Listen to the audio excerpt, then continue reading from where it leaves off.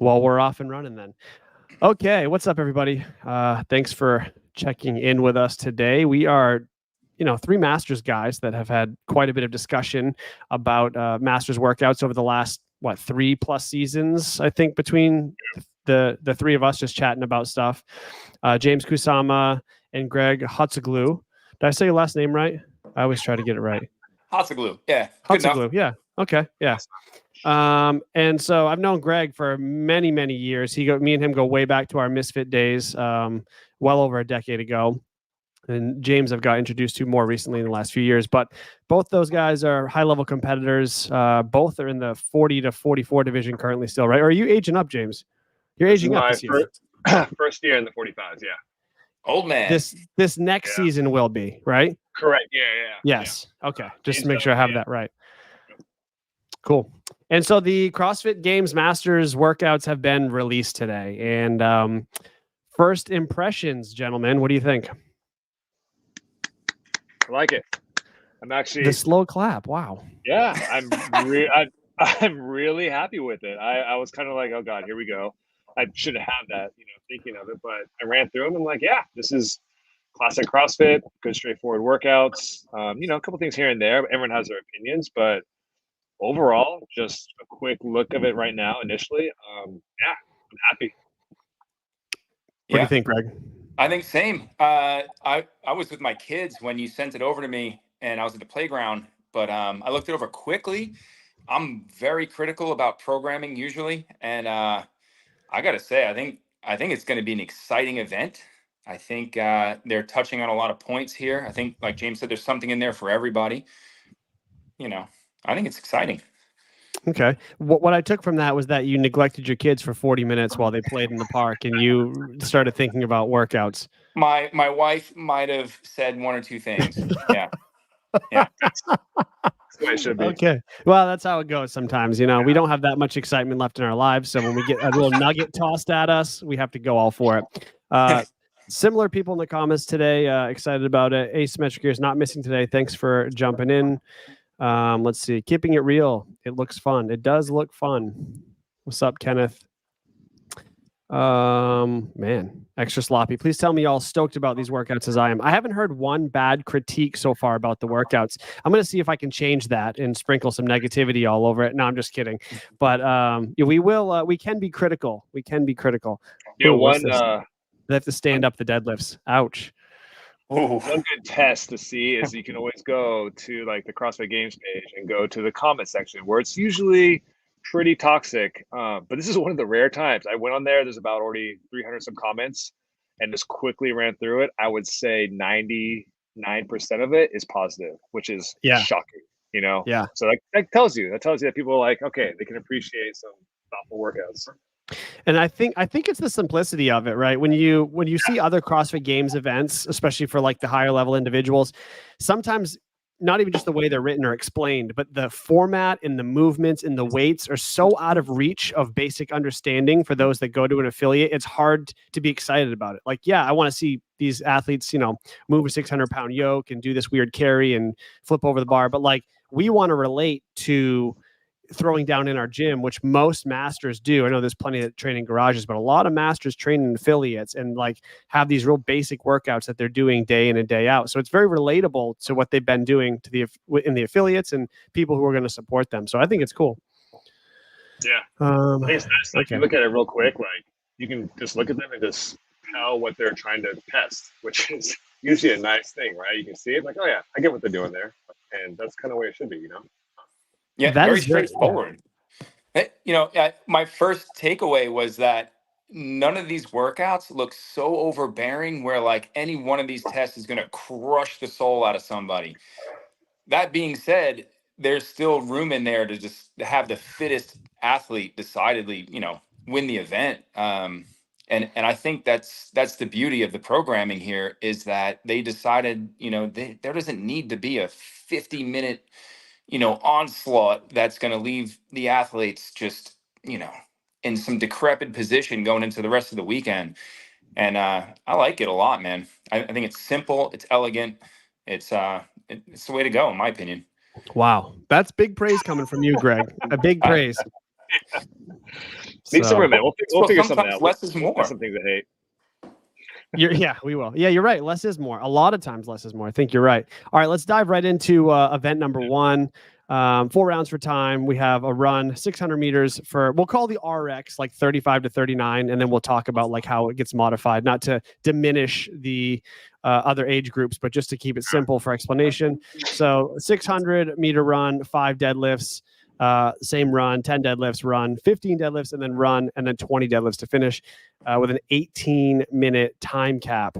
The weights are 255, 180 for the youngest age groups, and then it goes down 245, 165, all the way down to many jumps. It drops down quite a bit.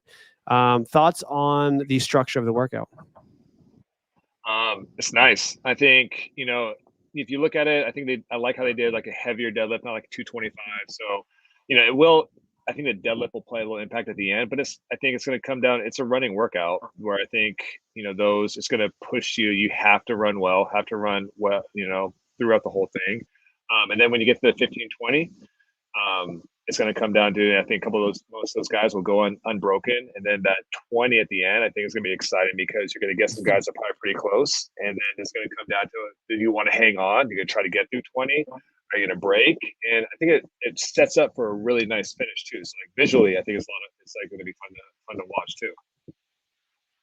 Yeah, I agree. I think that set of 20 deadlifts is going to hurt a lot more than people think it's going to hurt. I think that's going to decide the winner of the workout. I also like how they chose 600 meters for the younger age groups. I think 400 meters, this workout then kind of sways in the direction of the weightlifter. And I think 800 meters, it's too favored for the runner. I think 600 is a beautiful, whoever came up with that, hats off. I think this is balanced. And I really think that, the athlete's going to have to push the intensity in the run, of course, if you're going to be competitive. And that's going to make that set of 20 deadlifts. Oh, man, even if you're a strong athlete, you're going to walk away from that one feeling it. So I think you're both kind of in agreement that it does lean more towards the runner than the deadlifter, maybe a little bit biased a little bit. Do you think somebody could pace the run a bit more, like draft, so to speak, off of the lead pack and then make up time on deadlifts later on? Or do you think that it has to be sort of a Helen-esque approach where each run is kind of such a big part of the workout that's what's prioritized, and then you just deal with the deadlifts?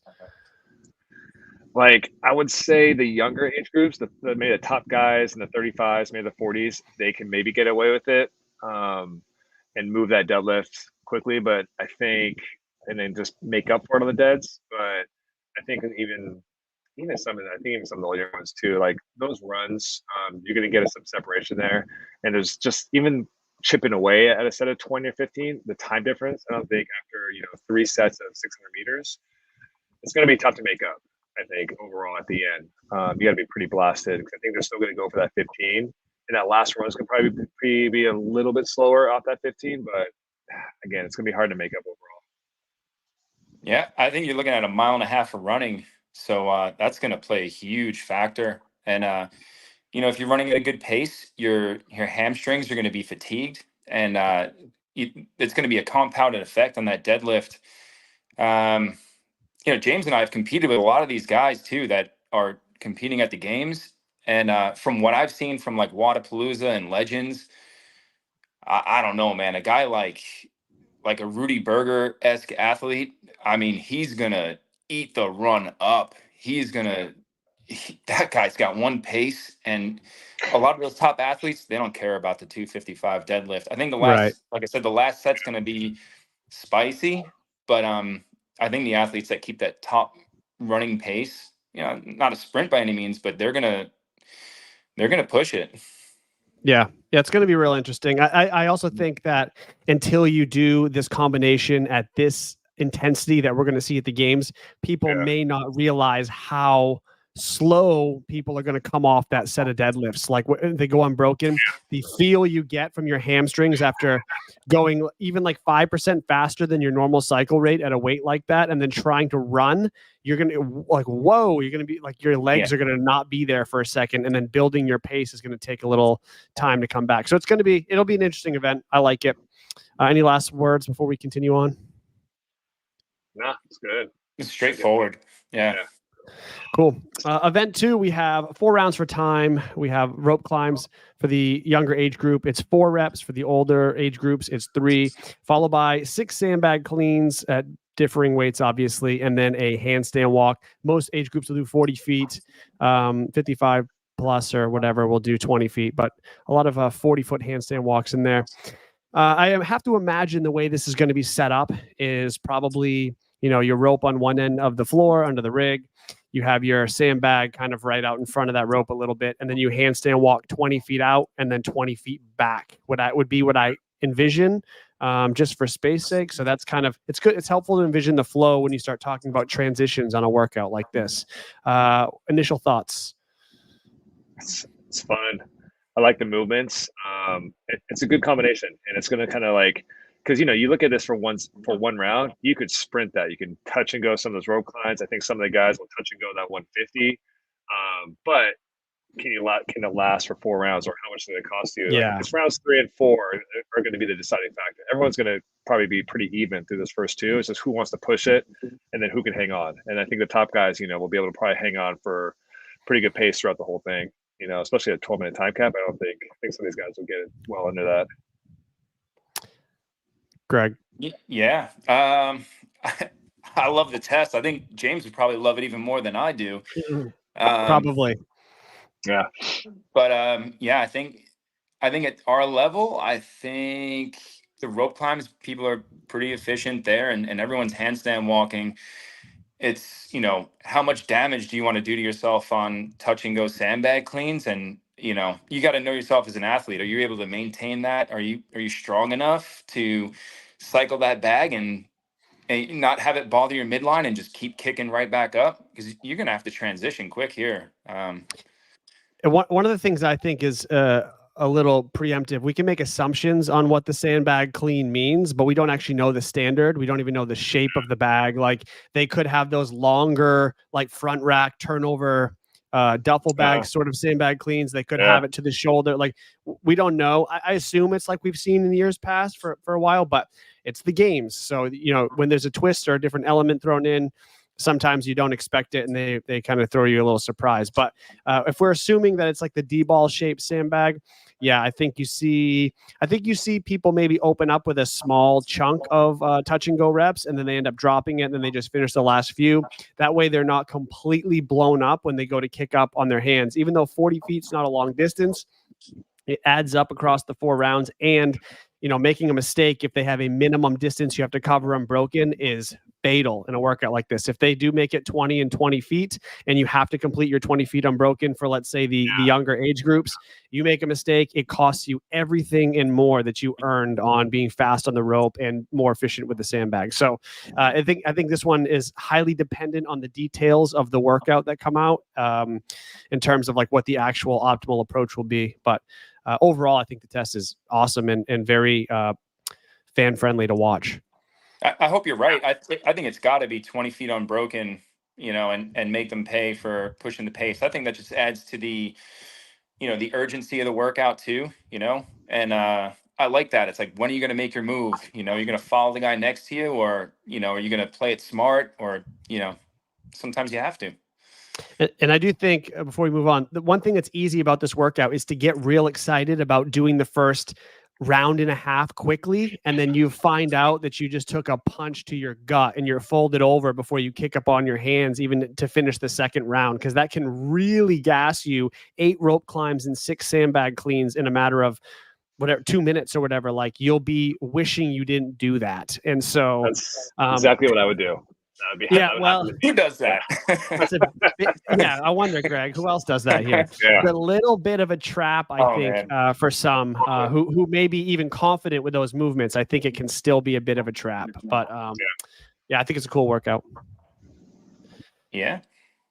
All right, continuing right on. Event number 3. Real quick one, 3-minute time cap. There's a couple workouts in here that just have like the shortest time caps.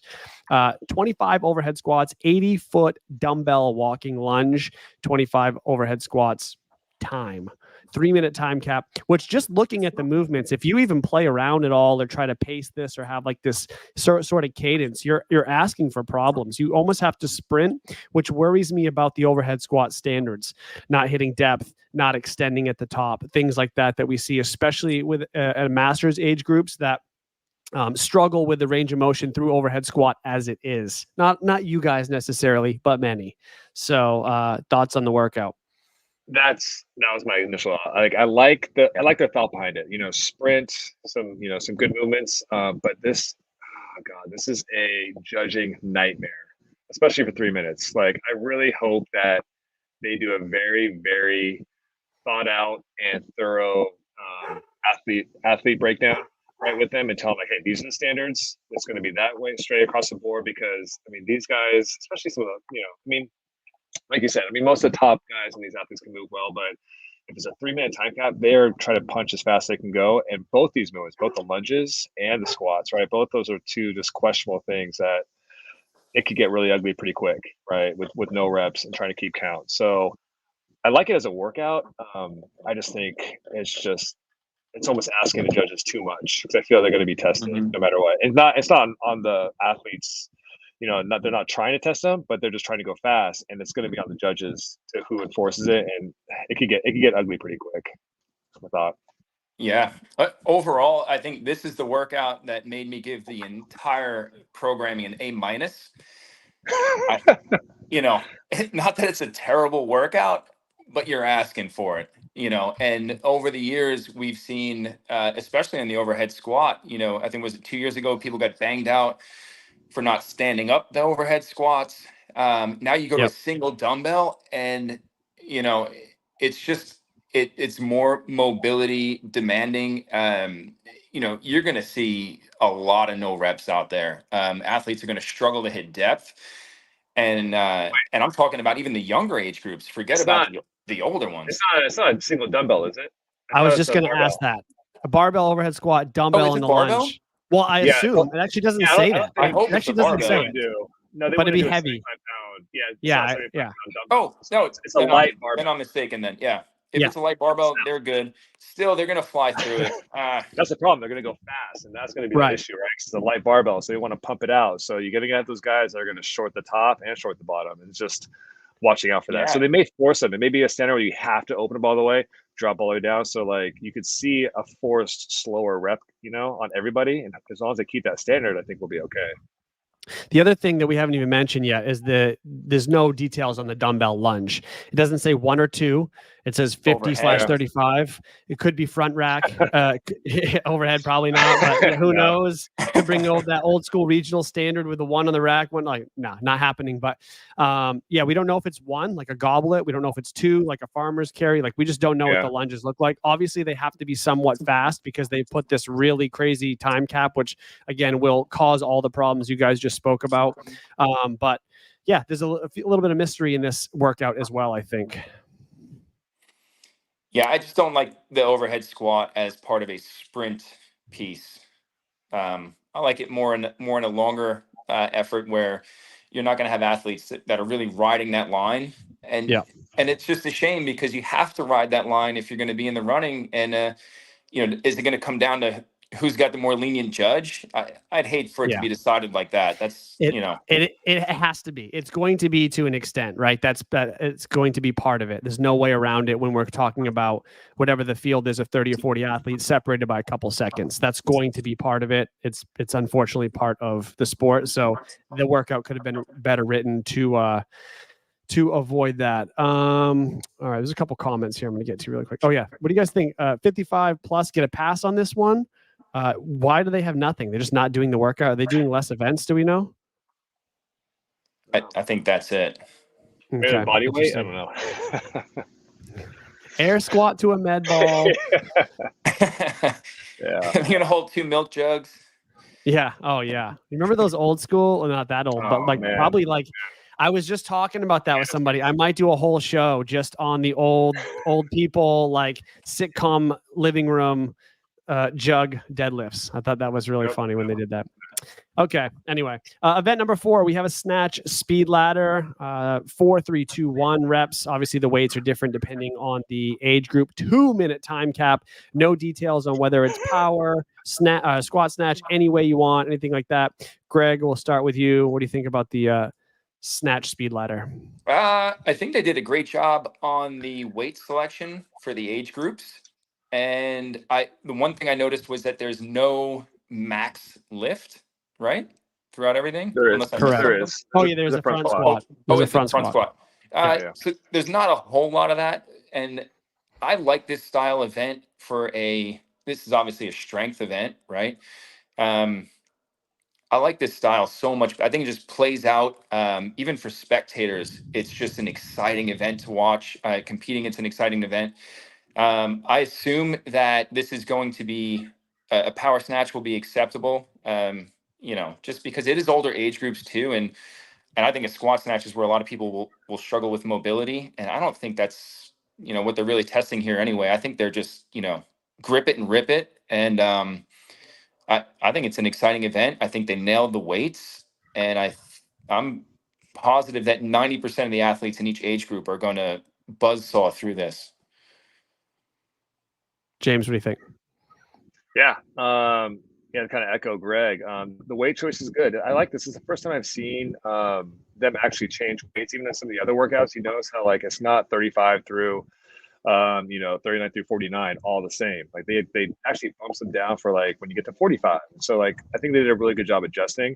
I think the way they're thinking about it, they're thinking, look, the first 3 weights, you are touch and go, powering that all the way through, and then it's going to come down to that last weight. Some guys may power it, some guys may squat it, they may miss it. I think that's what their goal was. It'll be fun. I think I like it for as a snatch too. Legends did a workout a few years back where it was a speed ladder, but it was thrusters, like similar to this. Like I think it's like 4, 3, 2, 1. But it just, to be honest, it wasn't as fair just because as a taller athlete, you couldn't compete with the little guys. The little guys did that so fast. I thought I crushed it. I turned around, everyone was done. So, it goes by quick. I think this one's a little more fair in terms of the snatch and the weight. So yeah, I like it.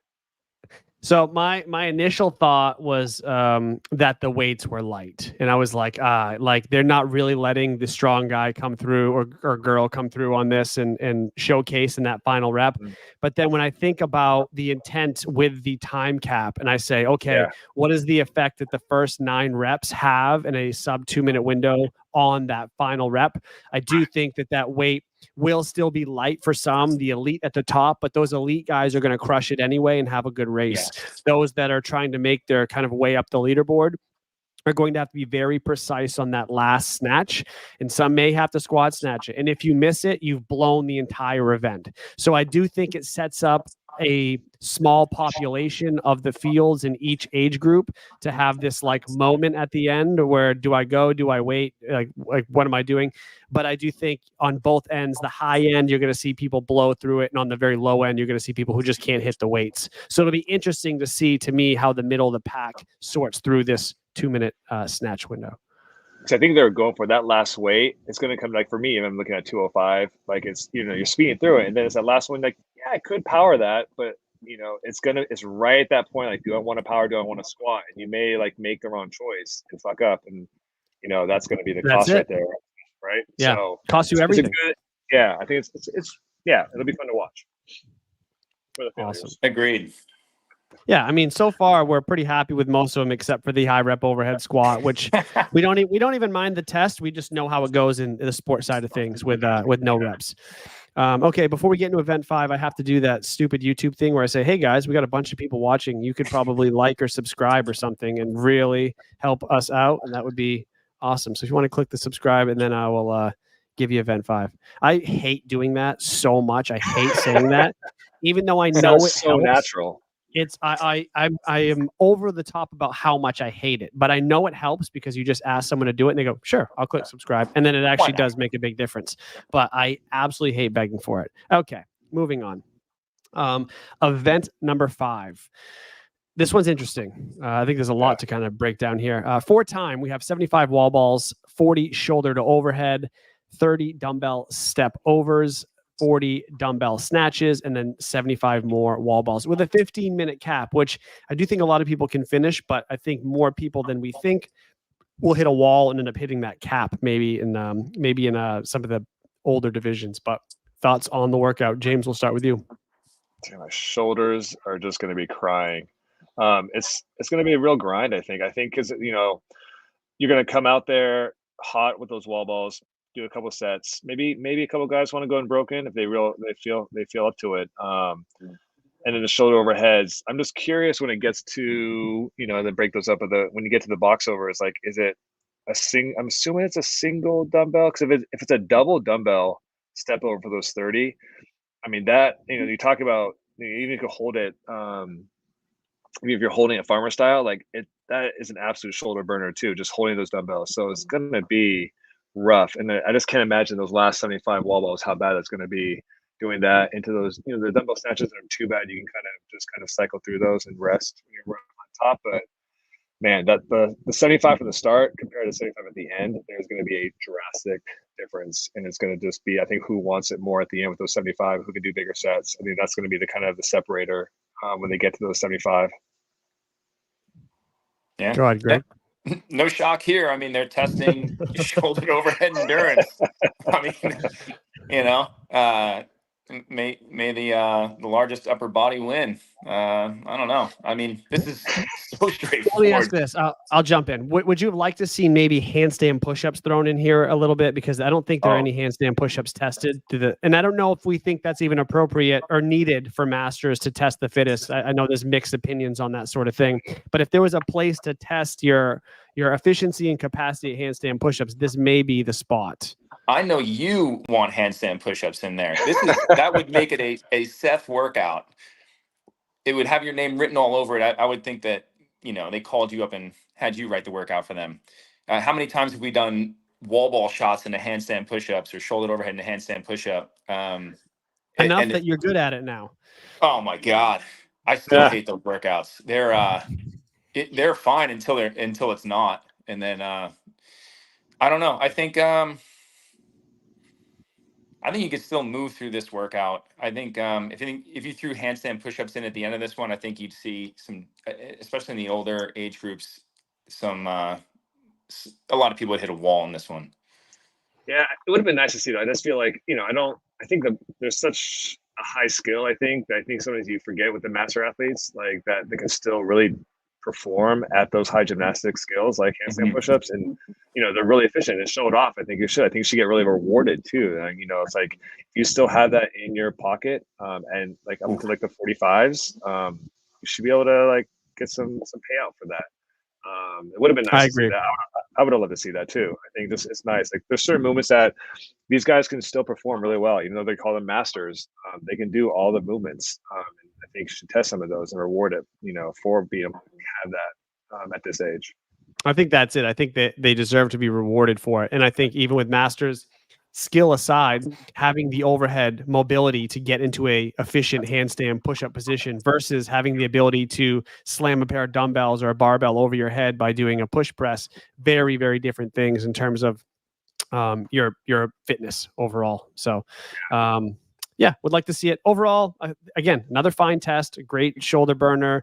It's going to be a heck of a breather too. I mean, it'll be a race to see what burns out first, your lungs or your arms. So, should be a pretty cool test. Yeah, agreed. Event number 6. This one is very interesting. I mean, this one I've actually, before I chatted with you guys, I had a phone call with one of my athletes who she's going to the games to compete in the 50 to 54 division.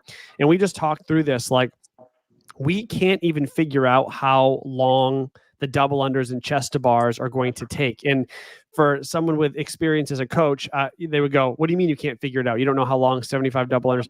No, I don't, because I don't know how much the bike is going to affect the next round. I don't think that 1 minute rest is that much rest between these sets, and your time goes down. So are you trying to pick up your effort as you go round after round? And how much of that affects your ability to be efficient on double unders and hang on for 1 set, or is it 2 sets, or is it 3 sets of chest to bar? It's very, very tough to iron this stupid piece out. It's a great piece, but very challenging piece out without testing it. It's you just can't know how it's going to go without testing it. That's my initial take on it.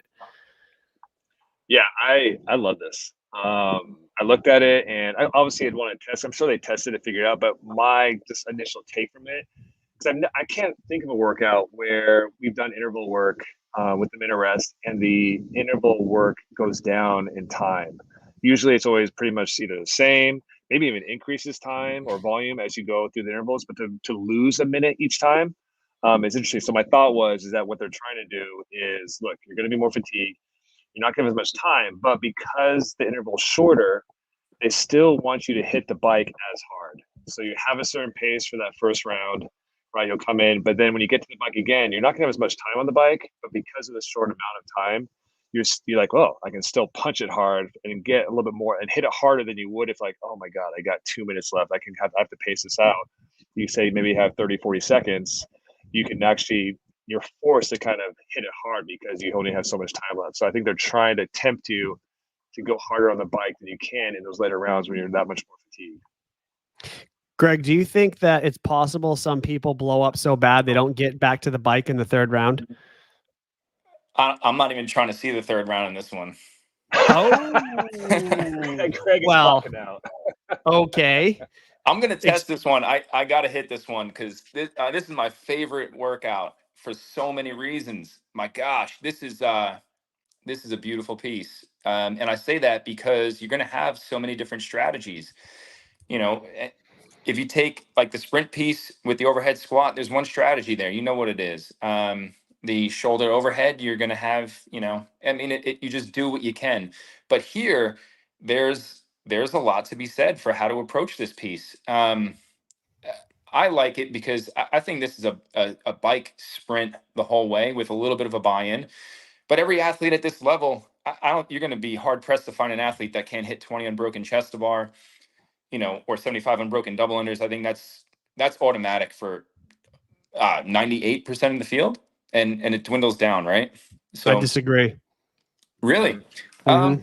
So my first thought was a minute 15 between the double unders and the chest to bar, and you've got 2 minutes and 40 seconds with a transition on the bike, and I think you get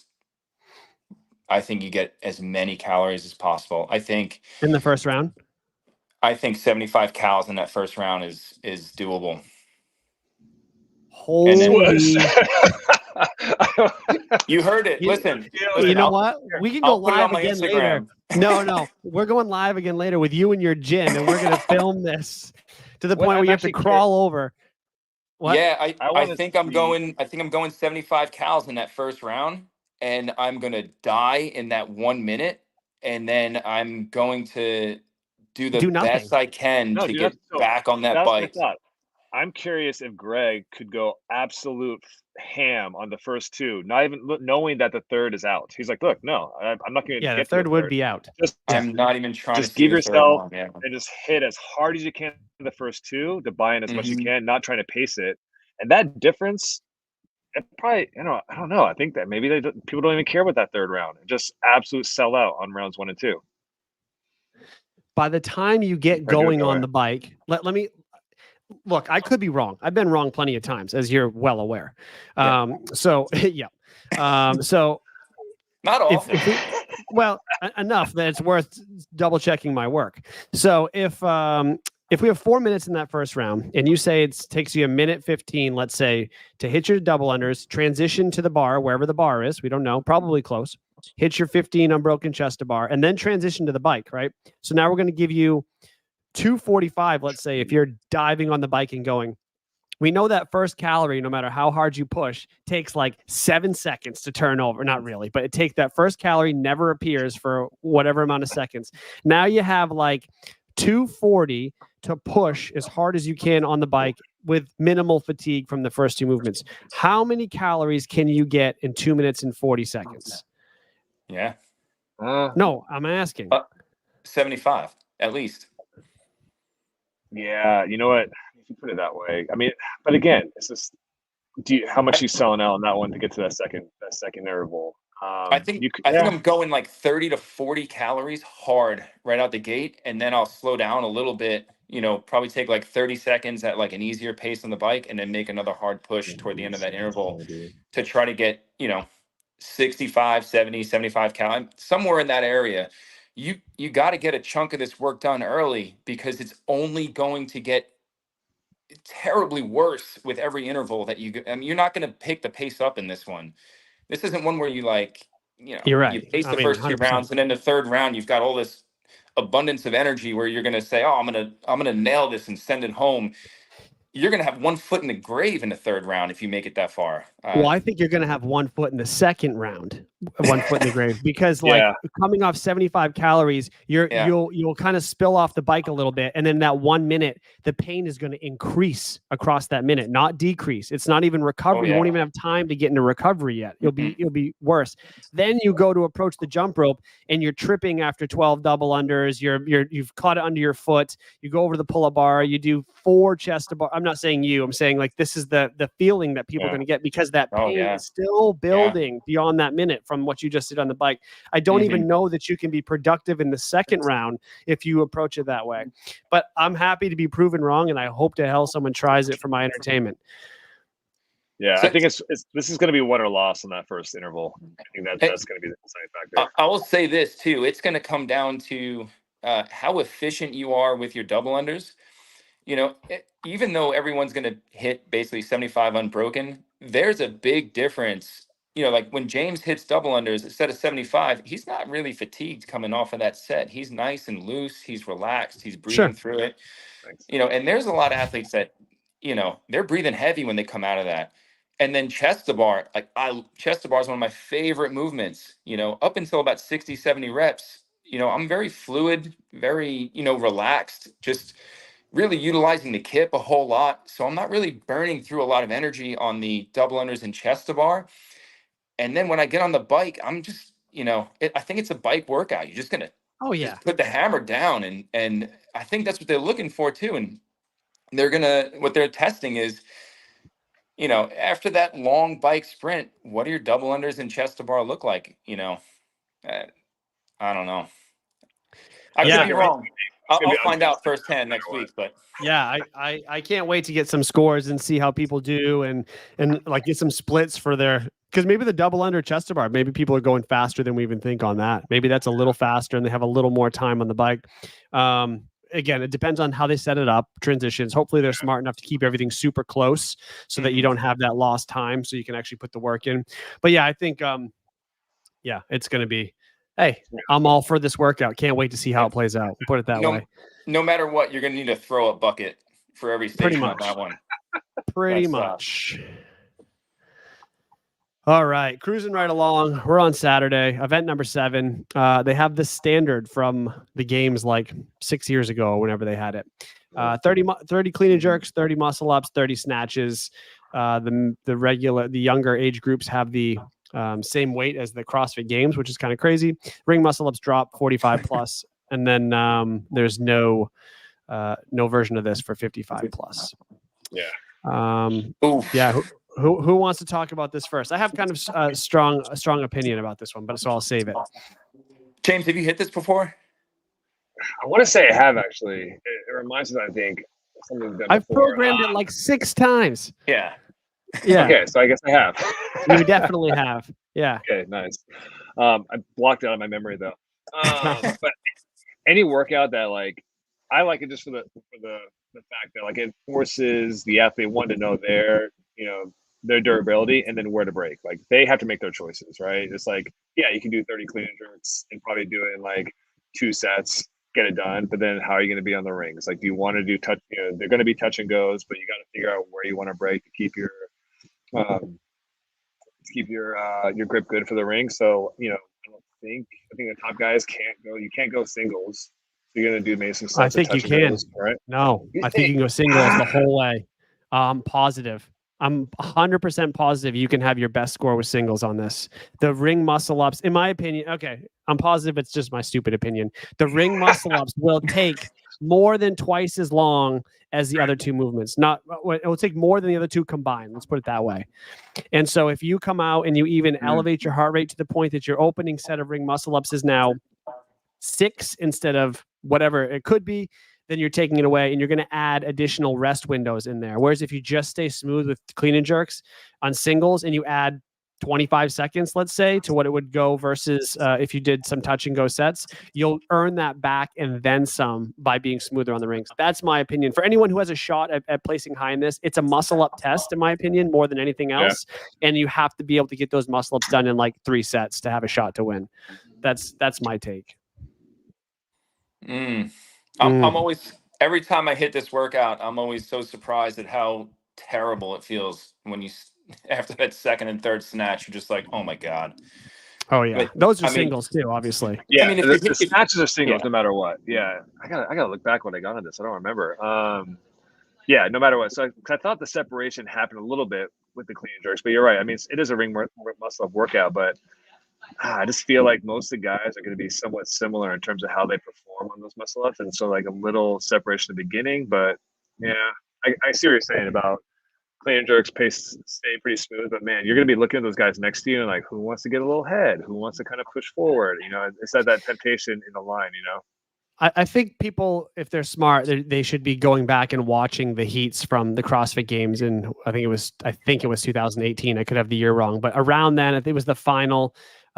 Fraser beat Olsen pretty handedly in the final at this. And I think if you just look at the way that they approached with their demeanor, a lot of singles, bigger sets on the rings, and then again, just smooth singles, staying over the bar, not taking a step back every way. That's all you have to do. You have to just be smooth with the barbell, 1 rep at a time. And you have to be confident with your muscle ups. You can't make up being bad at muscle ups in this versus someone who's good with better barbell cycling. You won't be able to make it up. It won't happen. I don't think. That year at the games, they had the 3 stations, right, with the rings. I think rings, bar. No, but I think they had like I think the ring muscle like 3 sets. Yeah, like 3 sets of 10, right? Something, right? Like that could 10, be. Yeah, 10 at the first station of rings, and then you walked up to the next triangle rig where you did like 11 through 20, and then you walked up this way the crowd could tell where you were at. I think you might be right. You might be right. I actually don't remember if they did that, but that makes sense that they would do that. I feel like I remember Noah Olsen and Fraser hitting 10 10 10 on the ring muscle ups. I think what you're saying is right though. Smooth and controlled on the clean and jerk, make your move on the muscle ups, and then I think Fraser actually went 6 sets of 5 on or something like that. And that was the difference. But I mean, he's Matt Fraser. Yeah. I think for me, it's singles the whole way. And I try to make a splash in the ring muscle up. I think I try to go 2 sets of 10. And then that third set, I'm not hitting a set of 10. I'll try to open up with 5, 6, or 7, and then try to, piece together the rest. It might be like 6, 2, 2 or something like that. I think we all agree, though, that the muscle ups are the test here, right? For the most part. Yeah. Breathing and muscle ups. So there you go. There's our gymnastics that you get rewarded for. And I think that's a good movement to be rewarded for in the games. I'm going to kind of take umbrage with it later on because 2 workouts from now, there's going to be a shitload more muscle ups, which is confusing to me. But okay, event number 8. 8 rounds for time. I like this one. It's cool. 8-minute cap, another heavy-ish barbell. You have 8 bar facing burpees, 8 toes to bar, and then 1 clean. 8 rounds in 8 minutes. So you have to EMOM this or better to finish. The clean weights are really no joke. 255 for the guys, 180 for the ladies for the younger groups, and then it goes down. When you get to 50 to 54, we're still looking at 225 for the guys and 155 for the ladies. It's a reasonably challenging clean single. Do we know is this squat clean or power clean? I think you can do whatever you want. I think if you can power, you power it. Probably. Yeah, that's the way I take it. Yeah, because I think it's kind of that that range where like you can push hard, and most of these guys will probably power most of it. But as you get tired, you may go into the into a squat. I'm just insulted that as a 45-year-old, you got to take away 10 pounds. Like, what if I beat one of the guys from the 40 to 44s? I have no bragging rights. Taking away 10 pounds. Wait, do you think about stuff like that? No, I mean, what is funny though is that like when you do weights, like you're comparative like to other, but you're like, oh well, does a 10-pound make a real big of a difference? I'm just curious what their thought was though, dropping it just 10 pounds for the 45 to 49-year-olds. It's interesting. I've never seen that before. If I was writing this workout, like programming it, I would be probably doing the same thing, because I would be cautious that I don't set it up to have a bunch of people who are just not able to move through this quickly enough, like that are setting up for too long to move the one rep, because you want it to be a heavy challenge, but you don't want it to be like a stick in the mud. Like you wanted people to go up there, set up, lift it, see what that fatigue takes out of them when they transition back to start the next round. So I feel like it's just safe to like drop the weight as you go, and it's justifiable. So like, from programming perspective, I could see why they would do it. Whether it's right or not, I don't know. No, I think their goal is like, you want the first half to kind of move well. Like I see moving through with this well, go up to that bar, hit that 245 or 55, no problem. But the back end, those last 4 rounds, who's going to take their time, take a breath, maybe miss one here or there. Like that's where you want people to see what happens on the back end with that weight. And I think it's just about the right weight to do that. Greg, do you think more people get capped or finish this? Am I crazy that a bunch of people I think might get capped? Is it 8 minutes? It's kind of small. 8 minutes. Yeah. Oh. I mean, Greg's toasted bar is not going to ever fall apart on this one, so he doesn't have to worry about that at all. I think the way I think that's about going to be the limiting factor. I think it's going to be the weight. I mean, and the burpees, I think, are going to get nasty. Yeah, they'll get slow, right? Like if you think about what a good burpee pace is in a minute that you can maintain with a high heart rate, it's like 15 or 16 is what you're maintaining, right? For any length of time. For just generally speaking. So if you cut that in half, you're going to give away 30 seconds per round on your burpees after the first couple rounds, plus transitioning to the bar, plus transitioning to the barbell. So like, I wonder if the fatigue catches up by the halfway point and we start with 45-second rounds and then we're at like minute 20 rounds by the end. So you're getting capped in the 7th, 8th round, something like that. Yeah, I think it comes down if you want to hit it hard in the beginning and how much time you can bank. And then you're going to give it back on the back end. And it just depends if those two match, Yeah. So I don't know. I don't like the rep scheme, honestly. I like, I wish it was 6 burpees, 12 toes to bar. I bet you do. Of course you do. I know I'm biased. You guys know I like toes to bar, but I think it makes for a more exciting event to watch. And I think it's a little bit faster too, to cycle through the reps, right? And the other thing is I would want a little bit more fatigued grip in this one with that heavier clean. I think that would kind of make people second guess picking up the bar in the later rounds. For me, I'm not even the strongest athlete, but I'm not worried about a 255. That's probably a power clean, right, James? Like the whole way, you think? It is, but I bet you though, like you're gonna be surprised because there's not much break between once you do the toes to bar and a clean, you're just doing 8 bar facing burpees and you're back on that bar again. Like I feel by round 5 and 6, that grip you're gonna start feeling a little bit. I think just how hard you're ripping those power cleans. I'm almost guessing round 6 and 7, like it's gonna get a little iffy. You're gonna probably take a little pause before you step up to that bar. Oh yeah, I think 12, yes. I think 12 would have been a much more grippier, and that would be much more of a bigger test there. But I'm fine with the 8s. And this is 8 rounds, right? Yeah. It reminds me of that workout, James, that we did at Legends last year with the 4-bar muscle ups and the 8 snatches or the clean and jerks, where I think that was 8 rounds too. And it was 8-minute time cap, and everyone was either just under the time cap or they were missing by a few reps. I think this is going to be just like that. Yeah. I think you're pretty much right on that. It's going to be a lot of people right around that 8-minute mark. Okay, last 2 events. Here we go. Event number 9. This is the last event on Saturday, and I think there's cuts after this event. So I think there are cuts before Sunday. I'm pretty sure you have to be in the top half to make it to Sunday, and there's only one event on Sunday. So I think they're cutting the fields by half after this 1 rep max front squat. 5 minutes to establish. From my perspective, you got 3 good attempts, basically. The big question is, if you dump the bar, you're kind of in trouble in a 5-minute window. That's the tricky thing about doing a max out on a front squat, is if you fail the rep and it dumps, you're stripping weight, panicking, trying to clean a lighter bar up, resetting, reloading weight. So it really kills you. So you got to be strategic on it. Is this the appropriate lift, do you think, to be testing at the games? Does this make the most sense? I'm a little disappointed with it. I like complexes to do it, but obviously you look at the programming, they have a lot of clean work in a lot of the past workouts. So, to do And another snatches. clean, and to do another clean complex, you already have so many, and the snatches too. They kind of dedicated the workouts to the Olympic lifts. So, you're kind of stuck here. I like a front squat versus like a back squat or a deadlift or a bench. I mean, out of the just the main power lifts, I think the front squat was appropriate.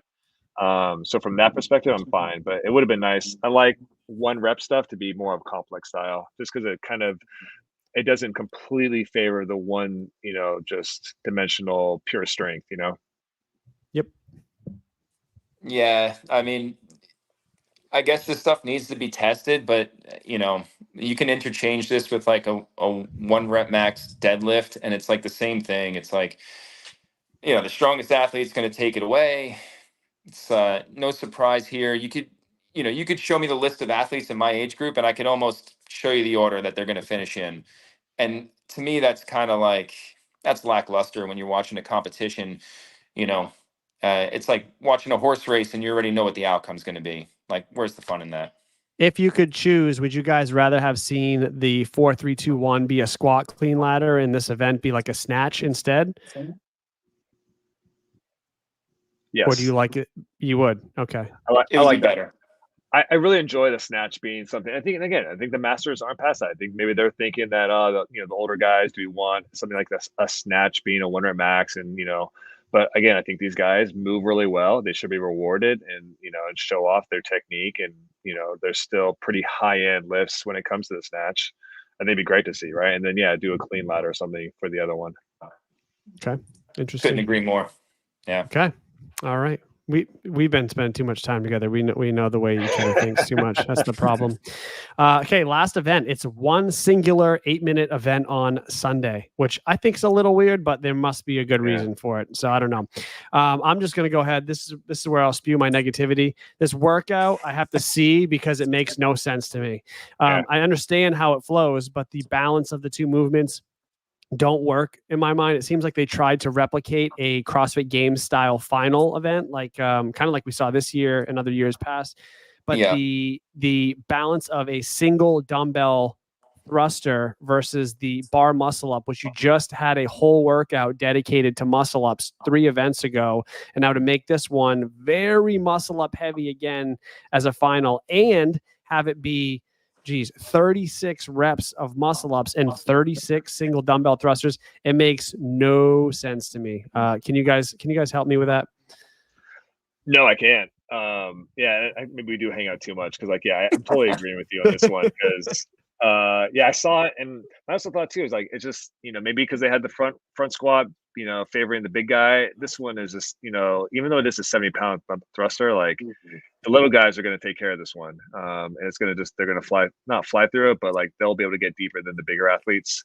And for I want something a little bit more balanced when it comes to like a final showdown one. This just doesn't do it. So if I had out of the whole thing, it's the one that I wish they kind of could massage a little bit more. But it doesn't. I agree with you. It doesn't quite make sense for their setup, and especially what they've done in the prior days.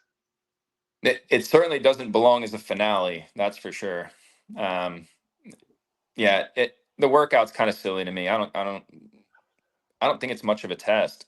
This is unbroken for speed. I mean,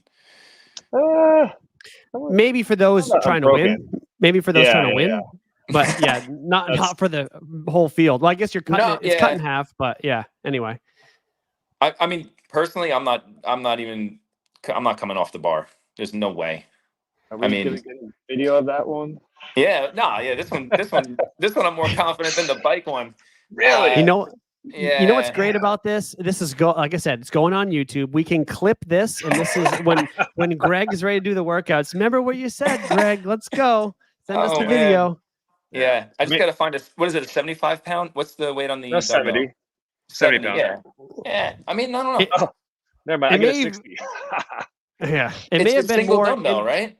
Yeah, and it may have been more interesting if they made you do like 8 thrusters right arm, 8 thrusters left arm, bar muscle up, or they like shorten the reps and had you do both sides. It makes it slightly more balanced to do twice as many single dumbbell thrusters as bar muscle ups. But then you can't have an 8-minute cap, so you have to kind of shave the rep scheme down a good bit to make it make sense. But I just 36 more muscle ups after you just did 30 another workout. You've kind of taken out now your barbell cycling in the standard, that previous retest workout, and you've kind of made the dumbbell thrusters, in my opinion, a non-factor almost. I mean, a little bit of a factor, but not significant enough. So yeah, okay, we went through it. Yeah. Let's grade it. Overall, guys, we've been through all the events. Like, I think all three of us are reasonably happy with how they came out. But like, so Greg, you said at first A- you gave it because of a couple workouts. Would you keep your A- score after we broke them all down? No, I think I'm going down to a B+ actually right now. Okay. And do you want me to get into it right now? Yeah, sure. What are your? Give I us your think after best three gripes. hashing all this stuff out, I think, in my opinion, I think a lot of these events favor the weightlifter.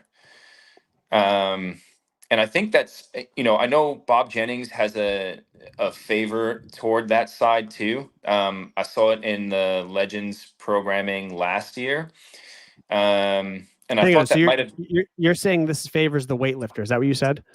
I think mostly. I mean, there's a few things in there like the rope climb workout with the handstand walk. Obviously, I think you tip the cap toward tip toward the gymnastics heavy person.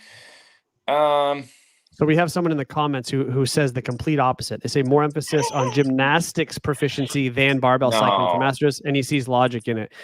So I mean, I'm not saying I'm not saying it's right or wrong, but it's interesting. I think you could take both sides of that argument. So sorry for cutting you off. I want to hear your side of the argument. I just think like there's I thought they could have added a few more chest to bar in there, and they could have added a few more toe to bar in there.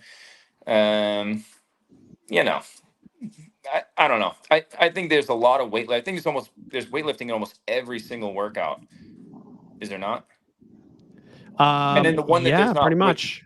And then the one that there's not, there's the 105 cals on the bike, which we know obviously favors the heavier, bigger athlete too. For sure. So, I think you're going to see the bigger athletes stacked toward the top of the leaderboard on this one.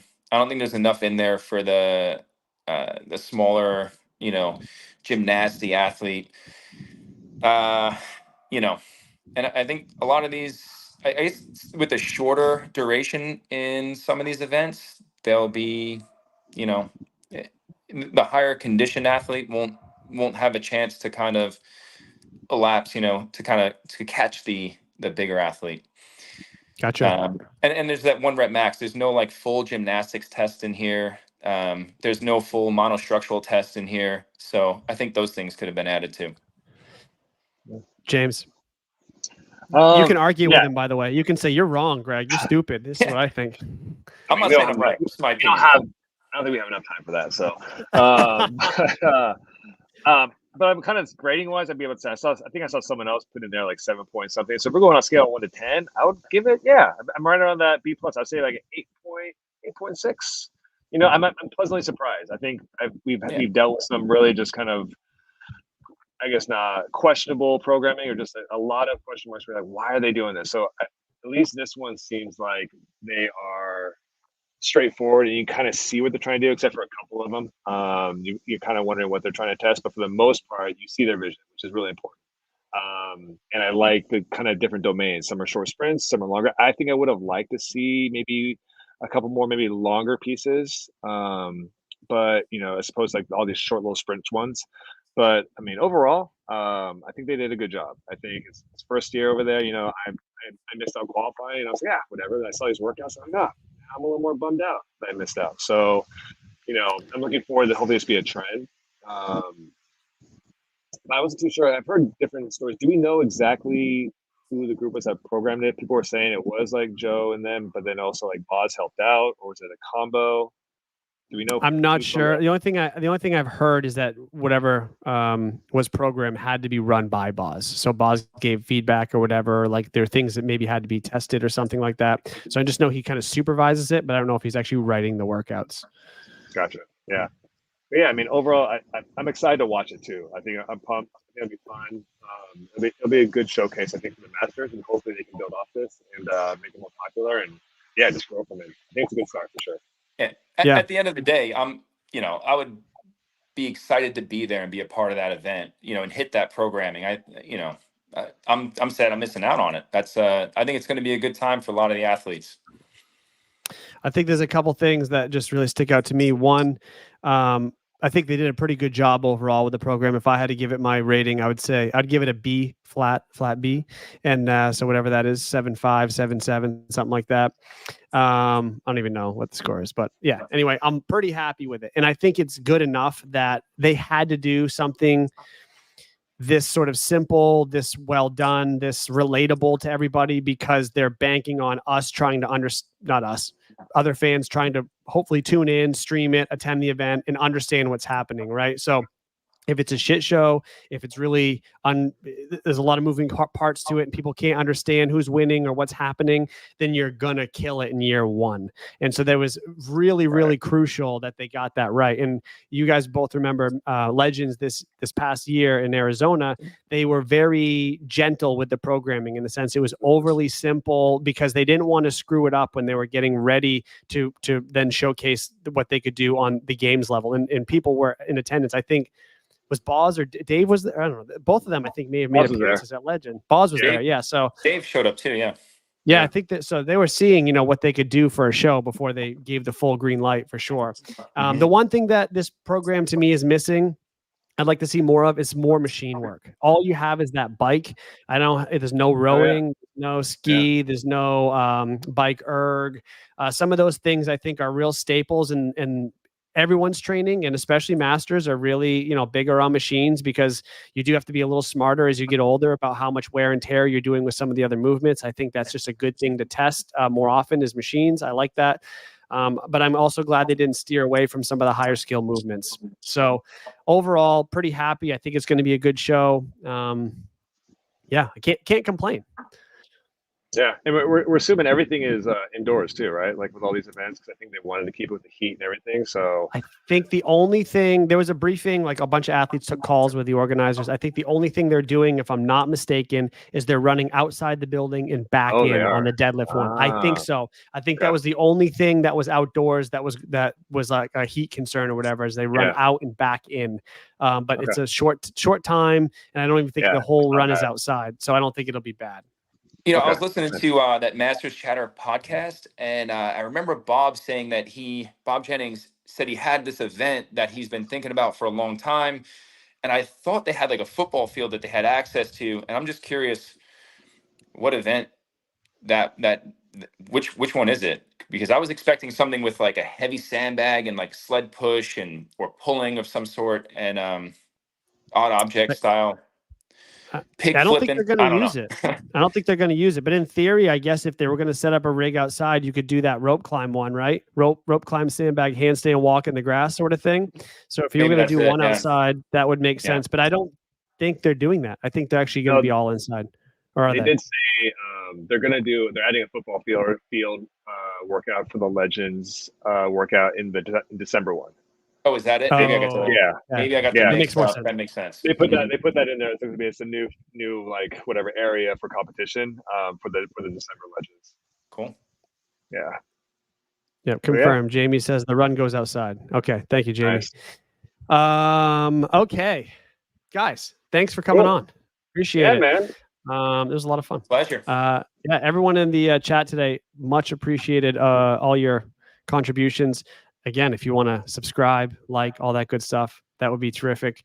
We'll be back. I'll have a whole bunch of shows next week. It's actually going to be crazy. Next week, we're talking about reapproaching the water. So I'm doing a show with Mackenzie Riley's husband, the guy I did my swim run race with, about how people who are not confident in the water can start to approach the water and gain some confidence, because I think a lot of people are quite shaken up. So we're going to talk about how to get in the water and get some confidence. Nice. I'm going to talk with Bill Leahy about how he programs for himself for weaknesses, things like that. And there's a bunch of other shows coming up too. So he has weaknesses. Well, apparently he has a weakness in one of his Achilles at bare minimum. So he's healing up fast though. It's not rope climbs. No, it's certainly not. It's pretty much not much of anything except for one unlucky incident. So, okay, guys. Thanks again. Right. I'll talk to you probably in like 5 minutes in the group chat. So probably. All right, Seth. Take care, man. All right, guys. Good night, guys. Take care. See you.